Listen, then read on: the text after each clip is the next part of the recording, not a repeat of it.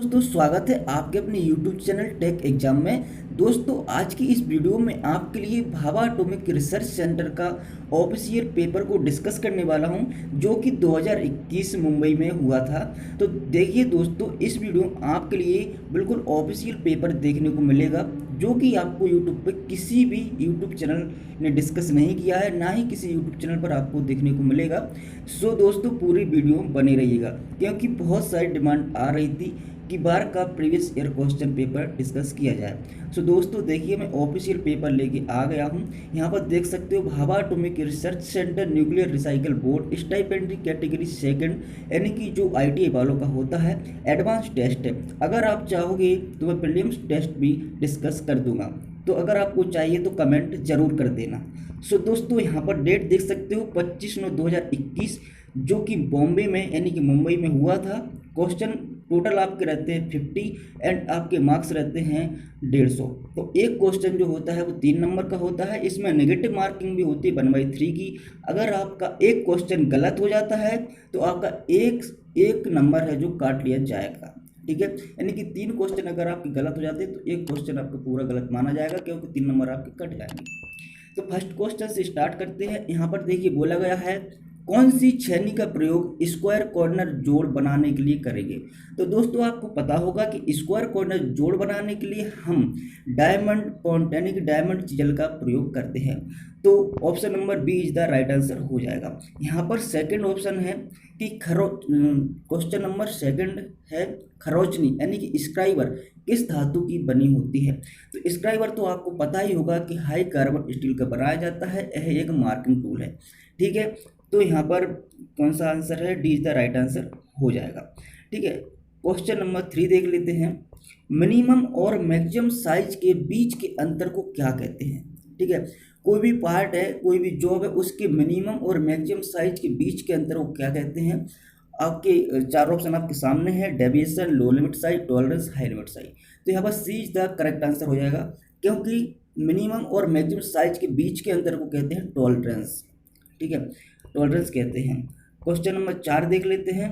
धातु का वह गुण जिससे तार के रूप में खींचा जा सकता है। तो देखिए मेटल प्रॉपर्टी से जरूर ही क्वेश्चन आता है, तो आपको मेटल प्रॉपर्टी को अच्छे से क्लियर करना है। इस चैनल से अगर आप जुड़ जाते हो तो आपकी बहुत ही अच्छी तैयारी हो जाएगी, मैं गारंटी देता हूं, क्योंकि इस चैनल पर आपको जो भी पढ़ाया जाता है बिल्कुल टेक्निकल का एक लिमिटेड सिलेबस है, आपको वही पढ़ाया जाएगा जो कि क्वेश्चन जो कि एग्जाम में आता है। तो दोस्तों अभी अभी इसमें कुछ वीडियो डली भी हैं, आप देख सकते हो जाके, उसमें कितने अच्छे से समझाया गया है, पढ़ाया गया है, कितने इंपॉर्टेंट क्वेश्चन को डिस्कस किया गया है। सो दोस्तों इस चैनल को सब्सक्राइब जरूर कर लेना अगर आप टेक्निकल एग्जाम की तैयारी कर रहे हो तो। धातु का वह गुण जिससे तार के रूप में खींचा जा सकता है। और फिटर टर्नर मशीनिस्ट वाले तो इस चैनल को जरूर ही सब्सक्राइब कर लें, क्योंकि उन लोगों के लिए, उन दोस्तों, उन भाइयों के लिए बहुत ही इम्पोर्टेंट चैनल होने वाला है। यहाँ पर बहुत ही अच्छी तैयारी आपको कराई जा रही है, ठीक है। इस चैनल का शेड्यूल आप अबाउट में जाकर देख सकते हो। धातु का वह गुण जिससे तार के रूप में खींचा जा सकता है, तो आपको पता ही होगा कि डक्टिलिटी, यानी कि हिंदी में यहाँ पर लिखा है तन्यता, प्रत्यास्थता, आघात, बर्दीनता, प्लास्टिसिटी। तो डक्टिलिटी को हिंदी में कहते हैं तन्यता, जिससे कि हम तार के रूप में खींचे सकते हैं तन्यता प्रॉपर्टीज के कारण। और प्रत्यास्थता होता है इलास्टिसिटी, जिसे इंग्लिश में कहते हैं कि किसी धातु पर हम भार डालते हैं तो वो नब जाती है, जब भार हटाते हैं तो अपनी मूल अवस्था में आ जाती है, वह गुण होता है प्रत्यास्थता। आघात बर्दनीयता, आघात बर्दनीयता को मेलेबिलिटी कहते हैं। तो मेलेबिलिटी क्या होती है कि किसी भी धातु को चादर के रूप में बना सकते हैं हम, ठीक है, उसे कितने ही मेलेबल करें वो टूटती नहीं है। प्लास्टिसिटी जो होती है कि उस पर जब भार डाला जाता है तो एक बिंदु ऐसा आता है कि वो अपना स्थायी रूप धारण कर लेता है, फिर बिल्कुल अपनी मूल अवस्था में नहीं होता है। तो आई होप कि आपको चारों ऑप्शन क्लियर हो गए होंगे। क्वेश्चन नंबर 5 है, लॉक वाशर का प्रयोग कहाँ करते हैं। देखिए यहाँ पर लिखा है कि लॉक वाशर का प्रयोग कहाँ करते हैं। तो आप मेरे आंसर बताने से पहले कोशिश कीजिएगा कि अपने आंसर को कमेंट करें, क्योंकि आपको पता लग सके इससे कि हमने कितनी क्वेश्चन को करेक्ट किया है, हमारी तैयारी कितनी है। देखिए ऐसे ही सिंपल क्वेश्चन आते हैं, बस आपका माइंड सेट कैसा है वो डिपेंड करता है। एग्जाम टाइम पे आपका माइंड सेट अच्छा रहेगा तो बहुत ही अच्छा पेपर जाएगा, डेफिनेटली आपका सिलेक्शन हो जाएगा। लॉक वाशर का प्रयोग कहाँ करते हैं। नट को लॉक करने के लिए, बोल्ट को लॉक करने के लिए, वाइब्रेशन के कारण नट खुले नहीं, उपरोक्त सभी।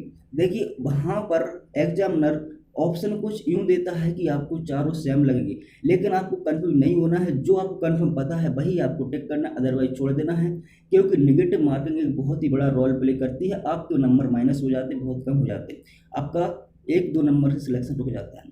तो वाइब्रेशन के कारण नट खुले नहीं, इसलिए हम लॉक बस्टर का यूज करते हैं।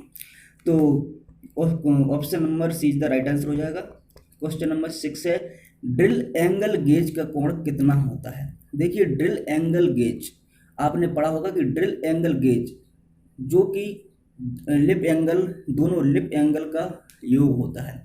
एक लिप एंगल का कोण होता है 59 डिग्री, तो दोनों लिप एंगल का कोण कितना हो जाएगा 121 डिग्री। तो ड्रिल एंगल गेज का कोण कितना होता है 121 degree. A is the right answer हो जाएगा। ठीक है, यहाँ पर क्वेश्चन नंबर 7 बोला है, दो मिलने वाली सतह के बीच गैप को चेक करने के लिए किस साइज का प्रयोग किया जाता है। दो मिलने वाली सतह के बीच गैप चेक करने के लिए यानी क्लियरेंस चेक करने के लिए हम किस गेज का प्रयोग करेंगे। यहाँ पर ऑप्शन दिए गए snap gauge, ring gauge, feeler gauge, plug gauge. तो C is the right answer. Feeler gauge का हम किसी दो मैटिंग पार्ट्स के बीच क्लियरेंस गैप चेक करने के लिए यूज करते हैं, इसे क्लियरेंस गेज भी कहते हैं। तो C is the right answer हो जाएगा। क्वेश्चन नंबर 8 देख लेते हैं, गोल छड़ को लॉकेट करने के लिए किस लॉकेटर का प्रयोग करेंगे। देखिए बहुत ही सिंपल क्वेश्चन है, लेकिन फिर भी यहाँ पर कंफ्यूज हो जाते हैं और गलत कर देते हैं। तो गोल छड़ को लॉकेट करने के लिए हम भी ब्लॉक लॉकेटर या भी लॉकेटर्स का यूज करेंगे, क्योंकि आपको पता ही होगा गोल छड़ को लॉकेट करने या बेस देने के लिए हम भी ब्लॉक का यूज करते हैं। तो B is the right answer हो जाएगा। क्वेश्चन नंबर 9 देख लेते हैं, बाहरी शाफ्ट की सतह की समांतरता चेक करने के लिए किस उपकरण का प्रयोग करते हैं। ठीक है, तो कोई शाफ्ट है उसकी समांतरता आउटसाइड फ्लैटनेस चेक करनी है, तो हम निम्न में से किस उपकरण का यूज करेंगे। Micrometer, caliper, dial test indicator, surface gauge. तो देखिए माइक्रोमीटर से हम किसी भी शाफ्ट का डाया माप सकते हैं, ना कि फ्लैटनेस चेक कर सकते हैं। कैलिपर तो एक अप्रत्यक्ष मापी टूल है जिससे हम डाया ही माप सकते हैं। ठीक है, डायल टेस्ट इंडिकेटर का हम किसी भी या राउंड हो या फ्लैट हो किसी भी प्रकार के जॉब की हम बाहरी सतह की समांतरता चेक कर सकते हैं डायल टेस्ट इंडिकेटर से। और सरफेस गेज जो होता है जो कि एक मार्किंग टूल है जिससे हम लाइनें खींच सकते हैं, लेकिन इससे फ्लैटनेस चेक नहीं कर सकते। तो C is the right answer हो जाएगा। देखिए यहाँ पर बोला गया है कि एल्यूमिनियम शीट के लिए किस कूलेंट का प्रयोग करेंगे। जब हम एल्यूमिनियम शीट पर कोई भी क्रिया करते हैं, रीमिंग करते हैं, ड्रिलिंग करते हैं, कटिंग करते हैं, कुछ भी करते हैं, तो उस टाइप पे हम किस कूलेंट का यूज करते हैं। सोल्यूबल ऑयल, पानी, केरोसिन, लॉयड ऑयल। तो यहाँ पर आपके लिए पता होगा कि एल्यूमिनियम शीट के लिए हम केरोसिन यानी कि मिट्टी के तेल का यूज करते हैं। और बेसिकली ज़्यादातर सभी वस्तुओं में किया जाता है सोल्यूबल ऑयल। कुछ वस्तु हैं जैसे कि एल्यूमिनियम हुआ, तांबा हुआ, पीतल के लिए सूखा करते हैं, एंड कास्ट आयरन के लिए सूखा ड्राई एयर का यूज करते हैं। तो C is the right answer हो जाएगा। क्वेश्चन नंबर 11 देख लेते हैं, शीट मेटल में शीट की मोटाई को किससे दर्शाया जाता है। दोस्तों ध्यान रखना आपको, शीट मेटल वर्क में शीट की मोटाई को किससे दर्शाया गया है, किससे दर्शाया जाता है। गेज से, नंबर से, साई संख्या से, उपरोक्त सभी। देखिए आपको यहाँ पर कुछ ऑप्शन यूँ देखने को मिल रहे हैं कि चारों सही हो सकते हैं, बट गाइज चारों सही नहीं हैं। यहाँ पर शीट मेटल में शीट की मोटाई को दर्शाया जाता है गेज से, यानी कि स्टैंडर्ड वायर गेज SWG होता है, गेज संख्या से हम शीट की मोटाई को रिप्रेजेंट करते हैं। यहाँ पर टाइप गलत हो गया आंसर सी, लेकिन आंसर ए है। ए इज द राइट आंसर हो जाएगा। ठीक है, क्वेश्चन नंबर 12 देख लेते हैं, शीट में जो स्ट्रेट कट लगे होते हैं, शीट मेटल वर्क जो होता है उसकी शीट में जो स्ट्रेट कट लगे होते हैं उन्हें कहा जाता है। शीट में जो स्ट्रेट कट लगे होते हैं उन्हें कहा जाता है स्लिट नोच, स्ट्रेट कटिंग कोई नहीं, तो उन्हें कहा जाता है स्लिट। तो दोस्तों अगर आपको हमारे वीडियो थोड़ी सी पसंद आ रही तो वीडियो को लाइक जरूर कर दें और अपने सभी दोस्तों में शेयर कर दें, ताकि ये पेपर उन लोगों तक भी पहुंच सके। और चैनल पर पहली बार है तो चैनल को सब्सक्राइब जरूर कर लें, क्योंकि आपको बहुत ही हेल्पफुल होने वाला है। तो दोस्तों देख लेते हैं नेक्स्ट क्वेश्चन 13 नंबर का।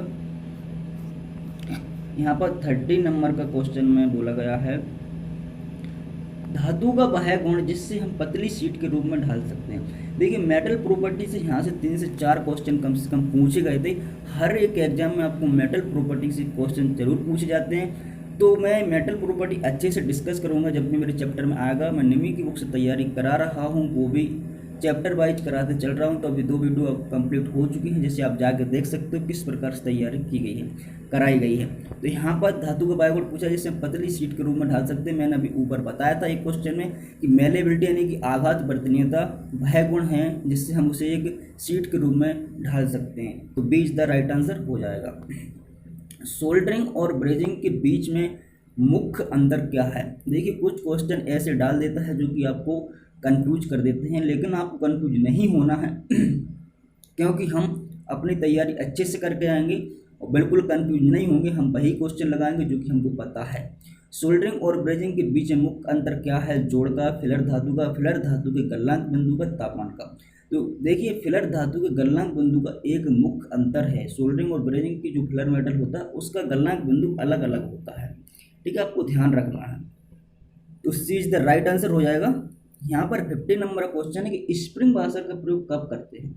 ठीक है, तो बहुत सारे वाशर होते हैं लेकिन स्प्रिंग वाशर का प्रयोग कब करते हैं? नट को लॉक करने के लिए, जब वाइब्रेशन के कारण नट खुलने का डर रहता है, नट पर दबाव बनाए रखने के लिए, नट से पार्ट खराब ना हो सके। तो जब वाइब्रेशन कुछ ऐसी जगह रहती है जहाँ पर वाइब्रेशन ज़्यादा होता है, वाइब्रेशन के कारण नट खुल सकता है, वहाँ पर हम स्प्रिंग वाशर का यूज करते हैं। जैसे कि जब भी वाइब्रेशन होता है तो उसका जो टेंशन होता है स्प्रिंग जो वाशर होता है वो झेल लेता है और नट पर ज़्यादा दबाव नहीं पड़ता, जिससे कि नट नहीं खुलता है। तो B is the right answer हो जाएगा। 16 नंबर क्वेश्चन है भी ब्लॉक कलम के साथ प्रयोग कब करते हैं? भी ब्लॉक कलम के साथ, भी ब्लॉक देखिए एक पेयर के रूप मिलते हैं, एक विद कलम के साथ मिलते हैं, सिंपल भी ब्लॉक भी मिलते हैं। इसमें पूछा गया कि भी ब्लॉक कलम के साथ प्रयोग कब करते हैं? तो देखिए भी ब्लॉक 2 ग्रेड पाए जाते हैं, grade A and grade B. Grade A के भी ब्लॉक हार्ड ग्रेड स्टील के बने होते हैं जो कि 100 mm लंबाई तक मिलते हैं और टूल रूम में यूज किए जाते हैं। ग्रेड बी के भी ब्लॉक जो होते हैं वो क्लोज ग्रेड कास्ट आयरन के बनाए जाते हैं, 300 mm लंबाई तक मिलते हैं, वर्कशॉप में यूज किए जाते हैं। तो यहाँ पर कलम के साथ भी ब्लॉक हम जब प्रयोग करेंगे जब लंबे बेलना का जॉब को होल्ड करना हो, ठीक है। तो ए इज द राइट आंसर हो जाएगा। इस पेपर की अगर आपको पीडीएफ चाहिए हो, आपको हमारे टेलीग्राम चैनल टेक एग्जाम करके है, वहाँ पर आप टेलीग्राम में सर्च करोगे तो आपको मिल जाएगी, या डायरेक्ट डिस्क्रिप्शन में लिंक दी गई, वहाँ से आप ज्वाइन हो सकते हो और हमारे टेलीग्राम चैनल से इस पेपर की पीडीएफ को आप डाउनलोड कर सकते हो। वहाँ से आप टेस्ट दे सकते हो, वहाँ से आपको जितने मैं क्वेश्चन डिस्कस कराता हूँ, जो भी मैं पढ़ाता हूँ, सभी की पीडीएफ और टेस्ट देने को आपको टेलीग्राम चैनल पर मिल जाएगा। तो आप टेलीग्राम चैनल को ज्वाइन जरूर कर लें और वीडियो को लाइक जरूर कर दें। सरफेस प्लेट का प्रयोग क्यों किया जाता है? देखिए यहाँ पर सरफेस प्लेट का प्रयोग के बारे में पूछा गया कि सरफेस प्लेट का प्रयोग हम आखिर क्यों करते हैं? तो जॉब की सत्यता और समांतरता जांचने के लिए, यानी कि जॉब की ट्रूनेस एंड फ्लैटनेस चेक करने के लिए, जॉब का कोण चेक करने के लिए, मार्किंग करने के लिए, पंचिंग करने के लिए। तो मार्किंग करने के लिए, पंचिंग करने के लिए तो आपको पता ही होगा कि हम मार्किंग प्लेट का यूज करते हैं, लेकिन जॉब की सत्यता और समांतरता जांचने के लिए हम सरफेस प्लेट का यूज करते हैं। तो आपको वीडियो तो पसंद आ ही रहा होगा। तो अगर आपको वीडियो पसंद आ रहा है तो लाइक करने में कंजूसी ना करें। अगर आपको कोई डाउट है तो कमेंट कर सकते हैं। क्वेश्चन नंबर 18 है वह कौन सा गेज है जिसके गो और नो गो सिरा एक ही तरफ होते हैं? देखिए बहुत ही सिंपल क्वेश्चन, अगर आपने गेज वाला चैप्टर पढ़ा है तो वह कौन सा गेज जिसके गो और नो गो सिरा एक ही साइड पर होते हैं? तो आपको पता होगा कि प्रोग्रेसिव प्लग गेज जो होता है उसके गो एंड नो गो सिरा एक ही साइड पर होते हैं। तो C is the right answer हो जाएगा। यहाँ पर पूछा गया है क्वेश्चन नंबर 19 में ड्रिल फ्लूट के बीच वाले भाग को क्या कहते हैं? ड्रिल के फ्लूट में जो बीच वाला पार्ट होता है उसे क्या कहा जाता है? तो उसे कहा जाता है वेब, ना कि बॉडी। बॉडी नहीं कहते हैं दोस्तों, बॉडी आपको नहीं लगाना, वेब कहना, वेब लगाना है, क्योंकि ड्रिल के फ्लूट में जो बीच वाली जो धातु यानी कि जो पार्ट जो भाग होता है उसे वेब कहते हैं। तो D is the right answer हो जाएगा। यहाँ पर क्वेश्चन नंबर 20 देख लेते हैं। धातु का वह गुण जिससे भार हटाने पर अपनी मूल अवस्था में आ जाती है। तो देखिए एक क्वेश्चन में पहले डिस्कस कर चुका हूँ, ऊपर एक क्वेश्चन आया था तो आपको पता होगा कि प्रत्यास्थता वह गुण है मेटल का जिससे हम उसे बाहर हटाने पर वह अपनी मूल अवस्था में आ जाती है। तो B is the right answer हो जाएगा। क्वेश्चन नंबर 21, मैकेनिकल जैक में कौन सा थ्रेड होता है? तो जैक में कौन सा थ्रेड यूज किया जाता है आपको पता होगा, अगर पता है तो कमेंट जरूर करें। एक में चूड़ी, स्क्वायर चूड़ी, बटरेस चूड़ी, मीट्रिक चूड़ी। तो यहाँ पर स्क्वायर थ्रेड का प्रयोग हम मैकेनिकल जैक में करते हैं। भारी कार्यों के लिए भारी कार्यों के लिए यूज किया जाता है, तो भारी कार्यों के लिए स्क्वायर चूड़ी का यूज करते हैं क्योंकि ये अच्छी पकड़ देती है। क्वेश्चन नंबर 22 है, किसी भी जॉब की समांतरता और वर्गीयता जांचने के लिए किस उपकरण का प्रयोग करेंगे?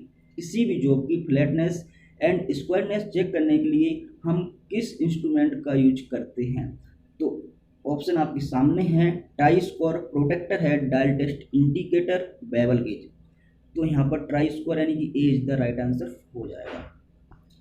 निम्न में से अप्रत्यक्ष माप उपकरण है यानी कि इनडायरेक्ट मेजरमेंट टूल कौन सा है?